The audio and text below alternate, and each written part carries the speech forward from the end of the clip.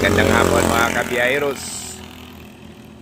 Okay, dito tayo sa Tacloban, Diversion Road. Nag-aantay tayo ng dagdag na diesel kaya biyahe tayo ng Ormoc. Mahirap nang magsapalaran tayo, baka kapusin. Aunin pa naman doon. Eh, walang gasolinahan. Diyari na. Problema, sakit sa ulo. Kaya antay-antay muna tayo padala ni Bossing ng pandagdag diesel. Tama-tama doon tayo, makapasok naman tayo kahit anong oras doon. Kahit gabi na, kahit madaling araw, eh, pwede naman pumasok. Doon na rin pahinga ulit.